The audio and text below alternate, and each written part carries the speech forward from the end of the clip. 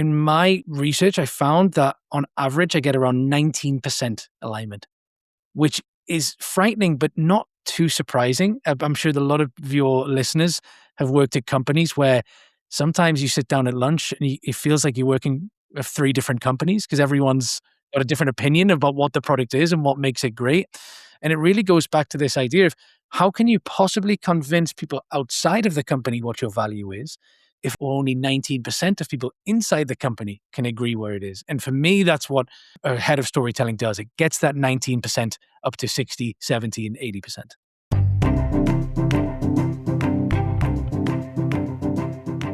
If you walked down the hall right now or jumped on a Slack call and asked 5 of your most senior leaders to tell your company's story, how many of them would tell the same story? If your honest answer is maybe 2, you're not alone. And if you're tempted to say probably none, well, you're definitely not alone. What you're experiencing has a name, and I call it narrative entropy. It's the slow, invisible decay of your brand story as it moves through your organization, floor by floor, department by department, handoff by handoff, until the story your salesperson tells on a discovery call sounds nothing like what your product team published on the website, which sounds nothing like what your CEO said at the last all-hands meeting. Narrative entropy isn't a marketing problem. It isn't a creative problem. It is a strategic business problem, and it's costing your organization customers credibility and competitive ground every single day. I have seen narrative entropy happen to many companies, large and small, but something is now shifting. At the beginning of 2025, a new job title started appearing on LinkedIn. Chief Storytelling Officer, Head of Narrative, Director of Storytelling. And then, just as quickly as they appeared, they vanished, pulled down within days. My guest today, Elliott Rayner, had the presence of mind to screen grab 25 of those job postings, and then he went through them to create a really fascinating study. Elliott is a fractional head of storytelling based in the Netherlands, a product narrative expert, and the author of a landmark new report, The State of Storytelling 2026, in which he analyzed 25 of these emerging C-suite storytelling roles across some of the world's most sophisticated companies to answer one urgent question: why now? And what this research reveals is that the most visionary organizations are finally doing what I believe every organization must do, that they are treating brand storytelling not as a creative output, but as an operational discipline. They're building what I call StoryOps, and StoryOps helps stop narrative entropy. Think of StoryOps as the disciplined, governed system that ensures your brand narrative is discovered, defined, and most critically, adopted by every person in your organization who touches a customer. It is the infrastructure that transformed your story from beautiful PDF that lives forgotten on a shared drive into a living, breathing, strategically aligned force that shortens your sales cycle, builds buyer confidence, and creates the kind of durable differentiation that no competitor can copy because it is uniquely, authentically yours, your single source of truth for your brand narrative. Elliott's research shows that right now, on average, only 19% of employees inside most organizations can consistently answer 3 basic questions about their own company. Question 1, what value does our product create? Who cares most about that value? And finally, why are we the best at delivering it? 19%. That means 81% of your brand touchpoints, every sales call, every investor deck, every product demo, every piece of content are being delivered without a shared, aligned story underneath them. As Elliott says in today's conversation, and I want you to hear this clearly because it is one of the most powerful sentences I've heard all year, is this: execution has become cheap, but meaning has not. AI can write your emails. AI can build your decks. AI can generate your social posts at scale. But AI cannot give your organization the meaning that makes most communications matter. That meaning lives in your story. And it only works if every person in your company can access it, own it, and tell it, to be aligned around your narrative, to stop narrative entropy in its tracks. So today, Elliott Rayner and I are going to walk you through what his research tells us about where this movement is headed, what a world-class head of story actually does. And by the way, it's a lot less about creating stories and far more about creating alignment, and how you can start building the StoryOps infrastructure inside your organization today. This is one of those episodes that I genuinely believe marks a turning point, the moment when the business world catches up with what great storytellers have always known. You need a single source of truth, you need it aligned with your people, and you need to be able to tell it on a coherent and consistent basis. So let's get after it. Hello, Elliott. Welcome to the show. Hi there, Park. Thanks for having me. Really great to get the opportunity to speak to you. Awesome chatting with you. You are coming to us from Amsterdam area. Yeah, even more obscure than that. So Den Bosch, so about 1 hour south of Amsterdam, where we're suffering the hottest heat wave, I think, on record. So it's very warm at the minute. And I'm English, so I'm from the northeast of England, a place where I'm not really used to the sunshine or too much heat. So my brain is just surviving with the temperature so far. And you're English, but you're in the Netherlands. What brought you out there?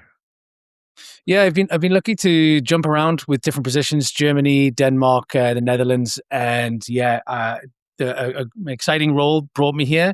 That role has come and gone, but the Netherlands is a really nice place to live, especially with a young family. So, and my wife is German, so it's nice in the middle between the UK and Germany, and this is where we call home. Well, I love it out there. I was fortunate enough to spend 5 summers, a week to 10 days in Amsterdam every summer for 5 years when I was teaching a sustainable storytelling course at a master's program at Arizona State University. And our students were from around the world, and we would meet up in Amsterdam and work with a lot of your great companies out there, Philips Electronics, Tony's Chocolates, the airport. I mean, the companies that were doing a lot in sustainability, and they would open their doors and we would go in and we would do little exercises and programs in each of those companies. And what I loved most about Amsterdam was the people. I mean, they were so nice, so friendly, so much fun. The food is great. The booze is great. It was just a wonderful, respite out of my summers for 5 summers in a row. Yeah, and it's got a really great international connection. Like all the scale ups and companies work here. The amount of different, cultures you've got working together, it's really unique, I think. And like you say, it sounds like you had a lot of fun, and I have to see if you can get you over for a 6th, 7th, and 8th time in the future. I would love that. Now, you have just come out with this report, this State of Storytelling 2026, where you started looking at and dove into 25 different companies that are hiring this C-level leadership role of chief storytelling officer. And you dug into that to kind of figure out, I guess, what's going on. Where's this trend coming from?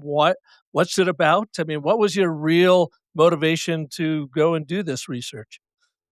Yeah, I think a lot like you that I've been working in storytelling and narrative for a long time, and I've learned actually a lot of the times not to mention the words narrative or storytelling because it can be quite hard to sell internally within companies, especially at the C level. And something curious happened at the beginning of the year that I started to see a couple of roles emerge. So, director of narrative, head of storytelling, chief storytelling officer.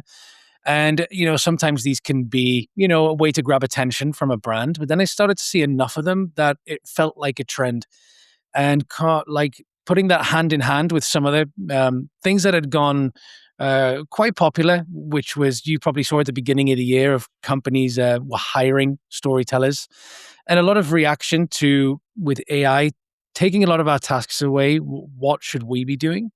And so I thought I would start collecting them. And I think that what happens with these roles, they're live for like 3 days and then they disappear. So I learned to screen grab them pretty early. And I thought, let's see if collect 5 of them and see what I can learn, then 10. And then I got up to about 25. And I was quite strict with the criteria. I wanted head of positions, leadership, major companies, and owning the narrative. They were the things that I wanted to. And, you can learn a lot from job descriptions. There's a lot of great data in there. And I think by getting those 25, putting them together in this report, I think I was able to kind of build a clearer picture of why this trend might be happening.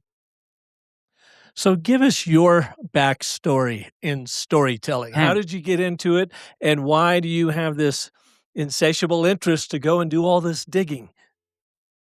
Yeah, so I'm from Newcastle, so the town in the northeast of England. It's obsessed with sport, and so I became obsessed with sport as well. And it's a great place for stories. I mean, you've got the World Cup going on over there now. It's just built for great storytelling, and that took me to start my career at the Adidas global headquarters in a town called Herzogenaurach in Germany.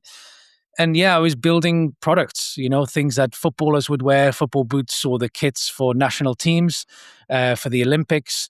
And over time, started to realize pretty clearly that my job wasn't really just to create technical products, but to create product stories. And looking at the marketplace, had always seen that the products that win are very rarely the best products. They're the ones that are able to communicate something very clearly and very strongly. And so over time, got the chance to work with people who I consider to be great storytellers, and started to learn from them. And so I started writing and researching about storytelling around 10 years ago, during my journey from the sports world into the tech world, where that's where I really saw a real need for great storytelling, where the markets were so crowded, the products were so complicated that they needed great storytelling. So since then, I've been working directly with companies, giving product narrative workshops where I help companies discover basically what is the story that they can tell better than anyone else in the market, and using my research and frameworks to help them achieve that. Mhm. And now, when you were in the sports marketing storytelling business, you did some work and launched a major kit, as you said in your bio you sent over to me, Yeah. with the New Zealand All Blacks, which, of course, are the very famous rugby team. And our son got into rugby in high school, just absolutely loved it. He's the one that really introduced me to the All Blacks, and it's been fun watching them over the years. Can you give us a Mhm. little bit of a story about what did you do there and how did you turn that into a story? Yeah, it's really interesting, right? Because, you look at a sports kit and there's very few products that are more emotional. People treasure them, they pass them down. God, if you go to New Zealand, you won't go more than an hour without seeing an All Blacks jersey somewhere. It's a very meaningful thing. And I was very fortunate to have the responsibility of being the product manager for that. But it's a challenge, right? It needs to be all black. It's not much flexibility when it comes to design, or how do you tell a story. And we were able to work together as a team, and with the federation at the time, to think, well, how do we tell something really unique? And we came across this quote, which was a Welsh player who once said, "There's something about the blackness of a All Blacks kit that sends a shiver down your spine." And this idea that they were so intimidating, and part of that intimidation came from those deep All Black kits. So why not lean into that? So we, worked with our great designers and developers to develop, the blackest kit of all time. So taking away the famous white collar, convincing sponsors to do very dark silver badges, which, is not in their interest, but they bought into this story as well. And I think that's kind of the point, is that everyone knows that if the story works, then everything else clicks into place. It's easier for marketing, it's easier for sales. So it was a great lesson in understanding that if you get the story right, everything else is easier. But how do you do that? I know we've talked about it in our core Park. storytelling, when I asked anyone when I worked at Adidas or Asics, how do you tell a great story? People would say, I have no idea. Yet these were people who were creating and working with stories every day. So they knew how they were doing it, but they were doing it subconsciously. But they'd never taken a class, read a book, or really sat down to work out what is a story and why does it work. And that's the part that I got really interested in and what led me to where I am today. Yeah, we were cut from the same cloth, Elliot, because I was looking at story too when I was running my agency. And I was looking at a campaign we ran, and one spot pulled very well, and the other spot in the campaign didn't pull at all. And at the time, I couldn't figure out why until I studied story, and I realized that first spot was intuitively created as a perfect story structure, and it like increased same store sales 42% the next month, and people were coming in talking about it. The second spot did not do anything, and I realized, oh, it was just kind of a creative message. There was no story structure to it. And this was back in 2003. So I took it upon myself to say, all right, I need, and my agency needs to stop being intuitive storytellers and start being Mhm. intentional storytellers. Mhm. And that's what led me into really studying what makes a story work. How does it work? How can we use it? How can we be creative with the framework, but still be committed to that framework because we know how it moves people. And I think that realization that you and I had in our careers is exactly what's happening in the market now. And that's why these roles are starting to come alive, is that a lot of these C-level executives have probably learned the hard way that making a great product, it just isn't enough anymore. And understanding and probably being quite frustrated looking at the marketplace of why are these competitors doing so well when their product isn't as good as ours, and realizing, but their story is. So how do we, maybe we should invest in storytelling and not something small, something big. Yeah. You can probably see in the report, these are big salary brackets, these are big roles for big companies. So for me, what's exciting is that it seems to be waking up a little bit, and the credibility to the name of a head of storytelling is now coming to life, which is probably so exciting for you after you've probably been banging your head against the wall Well, saying these for things. 25 I- years, Elliot. I mean, it's Yeah. like, where have these people been? This just has been working since the beginning of time. It's not just Mhm. a trend right now. It's just how we Homo sapiens make sense out of the madness of being human beings. And so it works great. So what are you doing now? You are a fractional storyteller. Can you give our Yeah. listeners a little insight into that? So the nice fancy term for it would be a fractional head of storytelling. So for anyone knows with fractional, I'm working with many companies, not one. I always try to explain it is that instead of doing 10 things for one company, I'm doing one thing for several companies. And that one thing is helping companies understand what is the story that they can tell better than anyone else in the market. Usually that can take between 3, 6, and 9 months, where I will go in and do three different elements. One is discovering their narrative, where actually it's not that much research, because what I found is that most companies don't need more data. They have a lot of it, maybe too much of it. And actually that's why their storytelling is a little bit bad, because they're using too much. And we need to find out what is the important ingredients. What's the minimum amount of information we need to be able to tell this story. So that's number one. Number two is defining the narrative. And I always think this is the most difficult one, because marketing teams usually have no problem coming up with great narratives. They're very good at it. But how do you get everyone in the company, even those really difficult people, your head of sales, your head of legal, head of compliance, even your CEO, how do you get them, that group, to all go, I love it, let's do it? And so for me, that's where I come in with a specific technique and a process that I use to get a lot of people on board. And number three is delivery. And this for me is the most important, because I think where a lot of, from the agency side, my experience where it can fail is that you can deliver a great story or a narrative that everyone loves. And then 6 months you go back and you don't see it on the website. Maybe half the sales team is using it, the other half's not. Or it gets lost when a new feature comes out and a new story emerges that doesn't connect to the last one. And so for me, the delivery is adoption. How do you make sure that the narrative is created in a way that anyone in the company can pick it up and utilize it? And I think that's the challenge. So yeah, that's what I'm doing with my life now. And then in my spare time, I teach a Maven cohort where I use those companies as case studies to help people understand how they can be their own head of storytelling within a company, even if they don't have the title. Maybe they're a head of product marketing, maybe they're a CMO, and they understand storytelling is important. How can they approach it internally within their own company? Mhm. So you talk about discovering the narrative, number one, defining then Yeah, that narrative, number two, and then delivery, which leads to adoption. exactly. And if they aren't adopting it, and again, like you said, after 6 months they're on to something else, that it all falls down. It breaks down. All that work done in those previous 6 months is kind of all for naught. And we call that narrative entropy. Hmm. And it Yeah, it's a happens great. everywhere, and we see it especially in large enterprises where they do exactly what you talk about. They find that narrative, they share their narrative, they don't get people to buy into it, and it just starts falling apart like anything would unless you had governance around it in one Yeah. way, shape, or form, and that's kind of what your to me anyways, your study found too, right?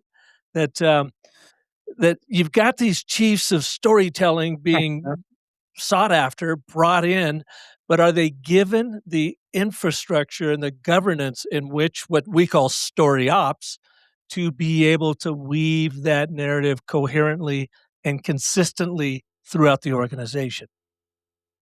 Yeah, and the answer is some yes, some no, because one of the key findings we took from the report is that there are about 7 different reporting lines for these 25 roles.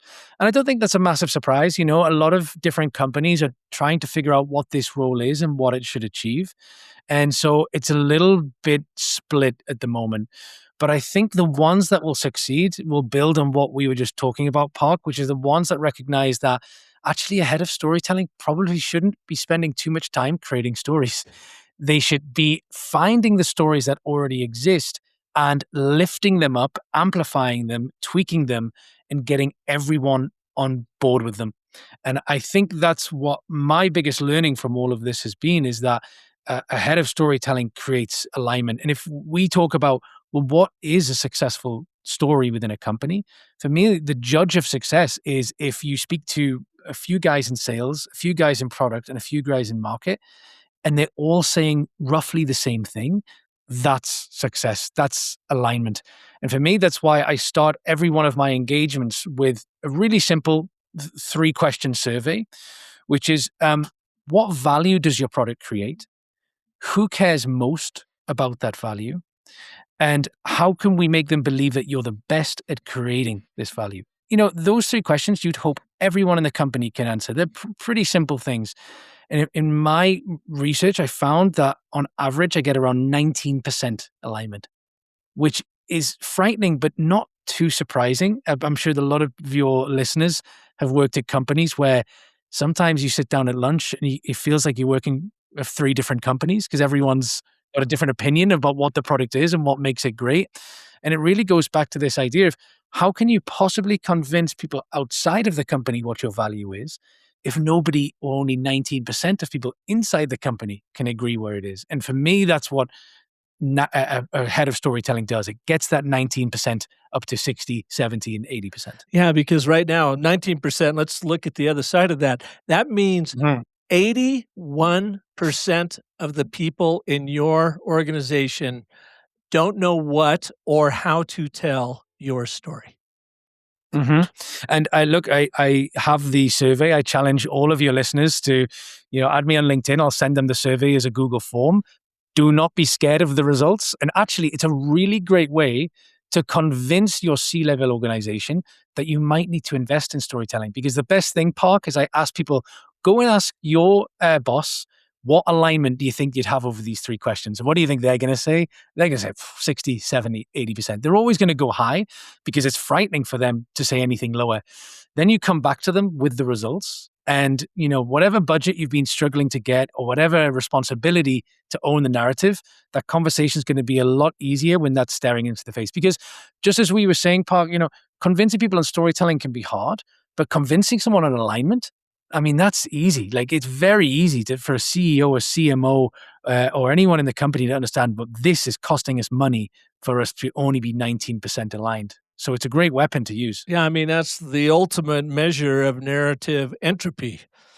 Hmm. And no Exactly. organization wants any sort of entropy in any way, shape, or form. That's why they have marketing ops, sales ops, Ex- revenue ops, ex- DevOps, yeah. FinOps, so that they have governance and infrastructure to be able to guide each one of those departments so that they're all producing for the whole. But And nobody has story ops. yeah, well, maybe that's what we're seeing with this report, because that's kind of one of the things that when I got to the predictions was that we're going to see some convergence over time. It's going to be very experimental. There's going to be a lot of people who are hired with the wrong credentials. They're going to be fired too quickly. Um, but there are going to be ones who do it right, and that'll be the one that emulated. And I think what you're saying of storytelling ops is a great way to put it, because that's the way I see it is that not this creative fancy role, but it's quite dirty work to get in there and influence people and to get everyone on the same page, and you've probably seen it as well that, it works really well at a startup and early scale up stage because you've got a founder who every day is in there beating his chest and saying, guys, this is where we're going. Follow me. I will lead you there. And everyone's aligned. But as you scale and as companies these days scale incredibly rapidly, it's going to be so difficult for you to keep that narrative going when you become less founder led. And that's maybe when you replace your founder with a storytelling ops, whether that be one person, whether that be a process. And let's be honest, maybe even an AI agent or two in the future, because that's the way things are going. But the most important is this recognition, this final bit of recognition, especially from the tech industry, that having a good product isn't enough. We need to get our narrative great and we need to get it aligned. So going back, you said you were looking at these and came across 25 different Mhm. job descriptions, but you said they only last 2 or 3 days online and then they're pulled down. Why is that? Yeah. Because they're getting overrun with potential storytellers? It's standard for any types of role, that's why I said you get some great data in here. So they don't want them live forever, it's salary data, especially in the US, who are very transparent about that.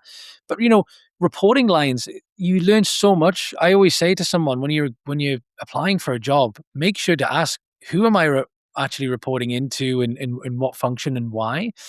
But yeah, that's why I was so keen to get a hold of this, because there is some very sensitive and very revealing data in there. And as soon as the job is hired or they've got the number of candidates, it vanishes. So if you type in, for example, head of storytelling for Miro, which was one of the first ones I found, that's gone. But luckily, that's what I was able to do with this is get in a habit of screenshotting them. And really, when I started, I wasn't sure what I was doing. I was doing it for maybe for my own interest because I was learning from them. But then as I started to pull them together and get the patterns, I thought, this could be something I think a lot of people are interested in, especially in my world, Park, where I'm a product marketer. And that I know product marketing has always had, I think, a good claim to own storytelling in organization.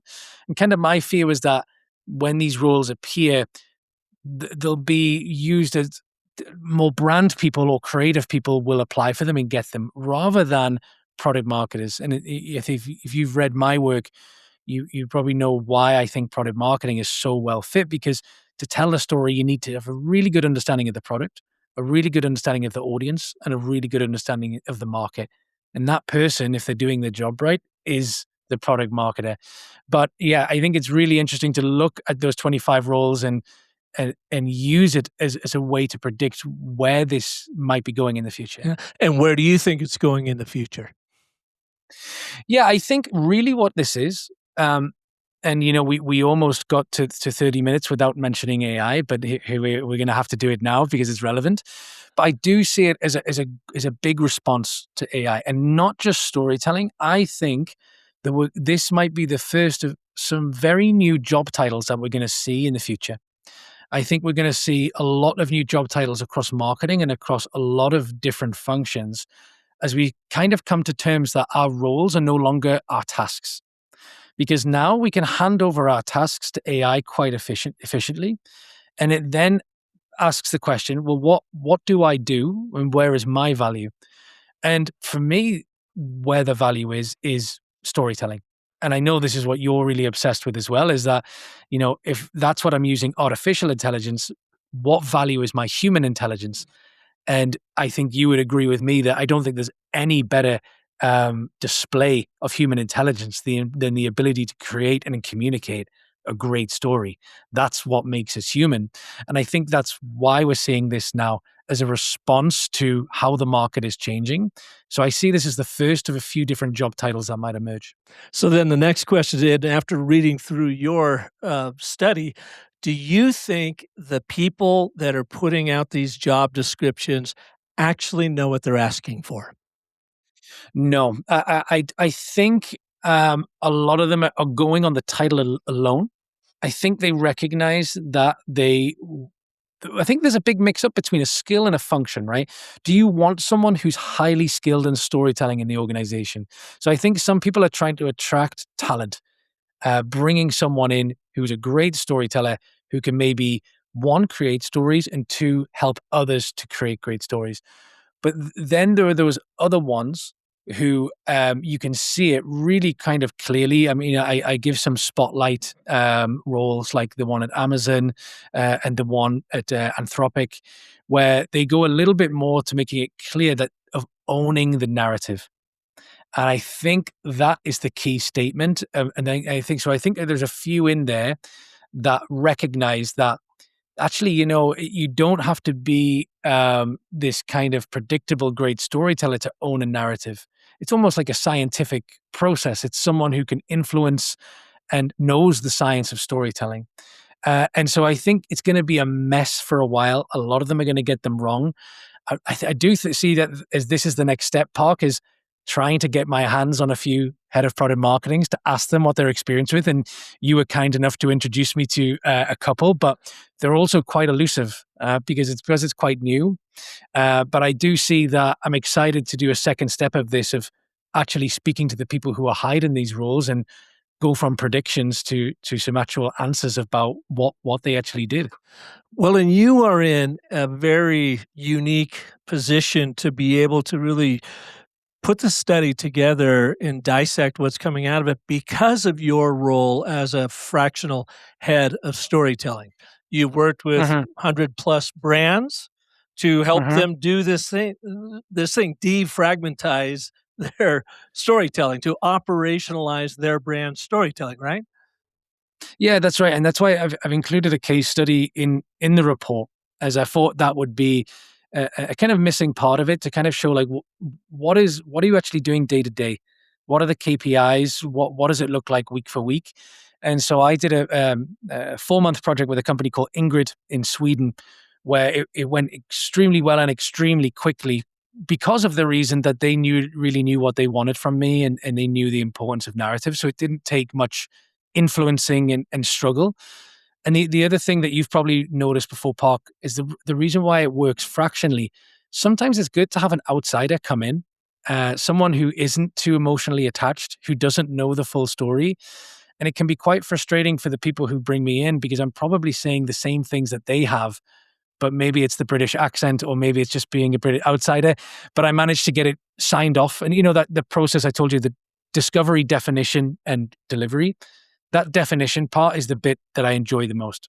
It is the bit to get 5 very difficult people in a company who all have very different wishes and needs, to get them on board with the thing that I've written. Because once you've done that, if you get 5 influential people in the company who can all see their fingerprints on it, then everything else is really easy because they become your own champions to get the narrative through the organization. So that case study, for anyone wondering, can help maybe demystify what a head of storytelling is.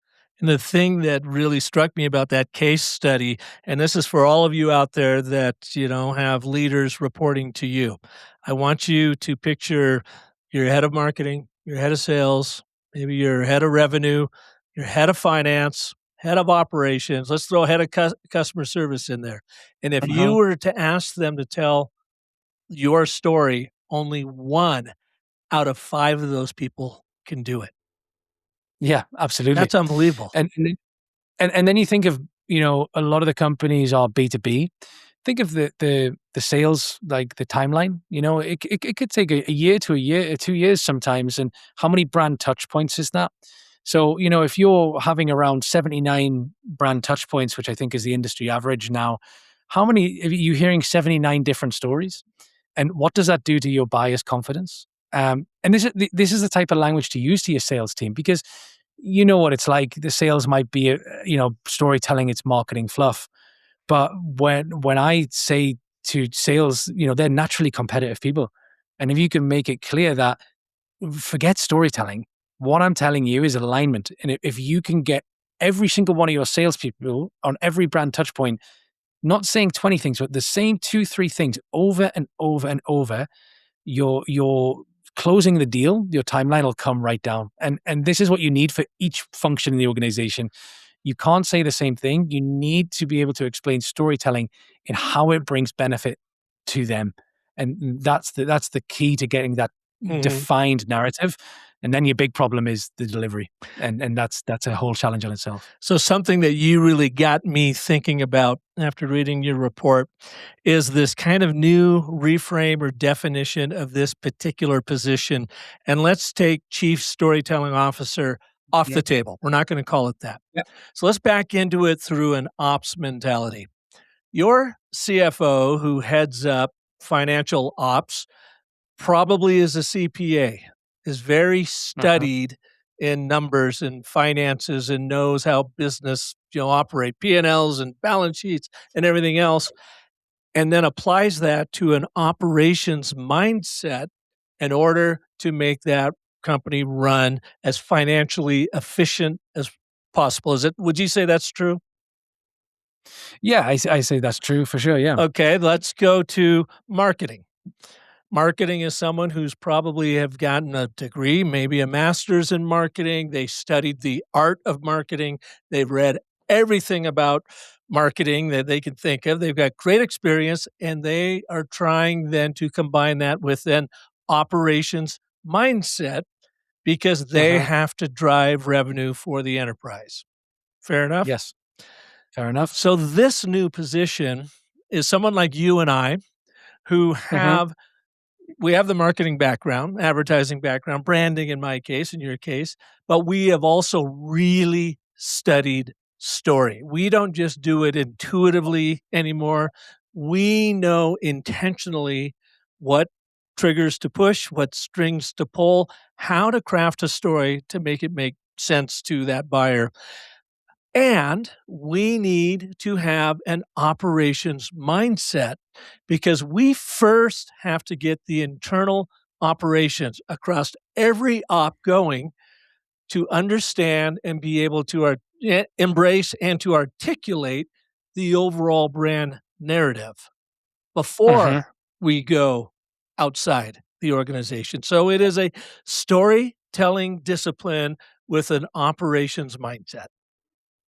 Yeah, and look, the way I've explained it is there's no one in the organization whose life doesn't get easier by the narrative being aligned and straight. Sales, marketing, finance, legal, C-level, to the people in every part of the organization, your job gets easier if you have answers to those 3 questions. What value does your product create? Who gets the most from that value? And why are you the best at delivering it? So for me, that's the context. And I think that's the missing word, that a lot of these companies don't have the context for what is a great story. Because there's nothing easier to say, I don't like that story. But what you want is to build a storytelling culture or storytelling ops, like we're saying, that people can go, well, I don't like that because it's missing conflict, or it's reaching the wrong audience. For people to understand that there's a science to it and there's a way to discuss it that holds people accountable for the story. And I think this is something that none of us have been trained in. A lot of people are doing it very well, maybe blindly, but then maybe that's not enough anymore. And just to your point, Park, is now's the time to get efficient and operational with it. And the ones that do are the ones who are really going to win, because the markets are only going to get more crowded. The products are only going to get more complex. and the features are only going to get more similar to one another. So narrative is really going to be the differentiator in this AI age of product. Out of everything you looked at in this report, the 25 different job descriptions and your findings, what was your biggest surprise to you? Well, I thought a welcome surprise was the high salaries, because I really thought this would be seen as a creative, fun, younger role where someone comes in with a lot of Hey, us old energy. people could be fun too. That's very true. But look, I think on the salary scale, one of the rules went up to 500,000 a year. And I think that's a great indication that this is, you don't pay that kind of money unless you've got a very clear understanding that narrative is going to contribute to return on investment. They're planning to get that back. No one's going to waste that money. So I found that really reassuring that, okay, when I started to think, is this just a trend? Is this just a thing, a role where you get a nice little office and they maybe invite you into a couple of meetings now and then? And it's kind of cool. We've got a head of storytelling, isn't that? Aren't we forward thinking? We send them to do keynotes and make the decks look a bit prettier. But yeah, that the job descriptions themselves, and that's why I encourage your audience to look through them. When you see the language used combined with the salary, it is reassuring that that this is being taken seriously, and that's the thing I'm most excited about. That this is something that's going to get more credible and tangible. Yeah. Were you able to talk with some of those people I referred you over to? Yeah, I was able to talk with them, but I was under, and this is maybe really revealing as well, that a lot of them ones that are doing it don't want to really let people know that they're doing it. Even had one person say, "Look, I don't even want to do this anonymously because they're acting as a head of storytelling, but it's they don't shout about it. They don't have their title on LinkedIn, and they see themselves almost like a secret weapon within an organization, which is I think is really revealing as well as that." Maybe this trend that I'm seeing, I'm using job descriptions to do it, but that might be the tip of the iceberg because a lot of brands might have hired internally for this and say, you're going to act as a head of storytelling, but we're not going to publish it because we see this as we don't want everyone else doing the same as us. So what's the point? So no, if anyone out there who's listening is doing this role and is willing to talk to me, as is research I want to continue doing. So I welcome them to reach out to me. But yeah, it's a little bit elusive at the moment, which is quite exciting as well. Yeah, it really is. I mean, all new territory, and we have been, working with our Story Cycle Genie, which is the StoryOps platform, because in it, of course, you can build your brand narrative strategy and then all of your content, and everybody in the organization has a single source of truth about Mhm. that brand story. I ran your brand through it, sent it over to you. What did you think of the output? Yeah, I really liked it. There was definitely some home truths there because my brand is definitely something I'm building slowly and trying to start small and very clear. But no, I think the way I think about myself and my brand, your research really picked up on it, but it definitely inspired me to maybe dig into it a little bit deeper. And you know, I do get the feeling when I was reading it, wow, less is more, right? That actually, I want to challenge myself in the future to communicate what I do and the value with as little words as possible. And I think that was what, when I read it, I was like, that kind of inspired me to dig into that and challenge myself a little bit more. Yeah. And in your experience with working with, lots and lots of brands on pulling their narrative together, getting them to stop their own narrative entropy, and what you've seen in the research, how do you see a tool, a narrative native platform like the Story Cycle Genie that is truly built as StoryOps? How do you see that working inside of an enterprise, and or their reluctance to put something like that in? Yeah, the reluctance I think comes from one, what we're talking about. Do they recognize nobody wants to solve a problem that they don't really recognize or they don't really fear? And I think that's changing and will drastically change. The next, I think, comes from what does this truly offer to have something like that is transparency. And it's such an underrated thing in an organization, because when we talk about this 19% alignment, I think the big misunderstanding is that that doesn't mean that everyone disagrees on what the story should be. It just means maybe people think they're telling the right story, but they're working from an old deck or from something else. It's just misinformation. And I think that's where something like this can be really helpful to say, wait, where do I need to go to get the most up to date information so I know when I'm speaking to a customer, when I'm building a campaign, or whether I'm developing a feature, I'm doing it with this context in mind. And the companies that are able to build a tool or hire a role that can encourage that are going to see massive benefits, because alignment and transparency, they might not seem very sexy things to invest in, but once you get them right, and you asked me about my experience, they're the companies I see doing very well, where everyone seems to know what it is they do and why they're amazing. Those are the ones that are the ones that are succeeding and scaling very quickly. And how are you seeing enterprises using AI as a story ops tool, or are they just not doing it yet? No, I see a lot of different things, and I think the idea of having a shared agent is a really good idea. So, you can't always reach the same people as an organization. So I see a lot of product marketing teams developing agents for their sales team, for example. So, so if they're in a meeting and they just need to, hey, can you take this one bit of copy and rewrite it for this customer? Something that might have been on an email 5 years ago to a poor product marketing person who's like, I've already done this. It's on slide 56. Just go read it.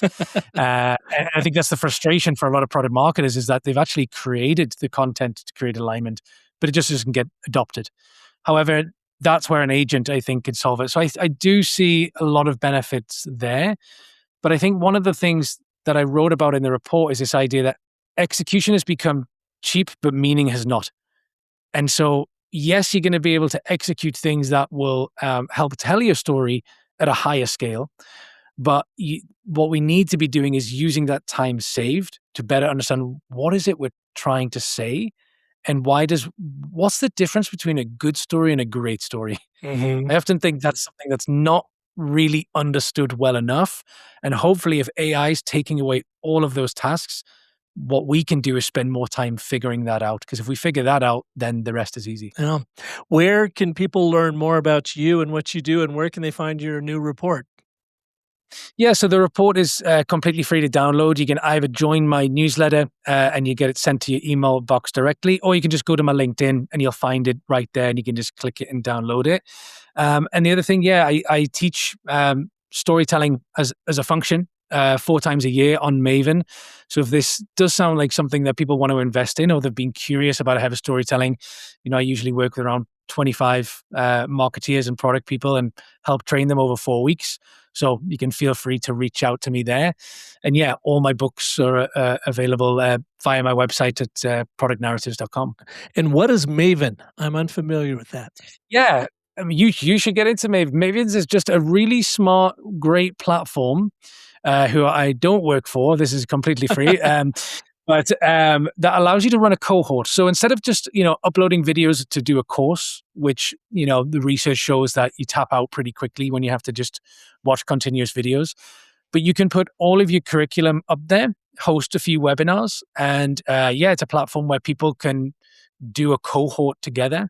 And so it's a really nice way. For me, one thing I haven't mentioned is my love for teaching, and that's the bit that I really love. So I like to get 25 people together. And if you've got a product that you need help with a narrative, you bring it into the cohort, and you don't just have me, but some other very talented people on the cohort who can help point us in the right direction. Yeah.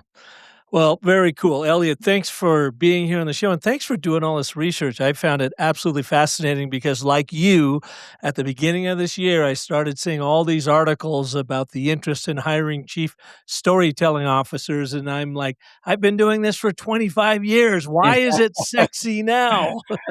Yeah. Well, I'm hoping it's going to make your life, I said it makes everyone in the organization's lives easier. I hope it makes your life easier as well, because now it's getting harder and harder to argue that storytelling isn't one of the most important things to invest in as a business and as a person. And now we've got some nice research to back it up. So I hope it makes your life easier.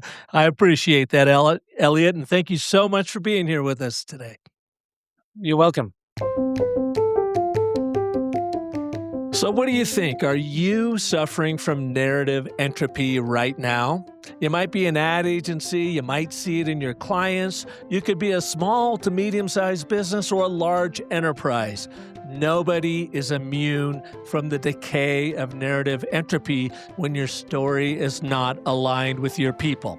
And of course, you can start aligning your story right now at StoryCycleGenie.ai. Get a free brand grade and diagnose immediately where your story is, how healthy it is, and what you can fix right now to avoid story therapy in your life. Now, I hope you'll join me next Monday when Rob Snyder, author of the new book, The Power of Pull, is going to be here. You're not going to want to miss it. Until then, remember that the most potent story you'll ever tell is a story you tell yourself. So make that one epic. Thanks so much for listening.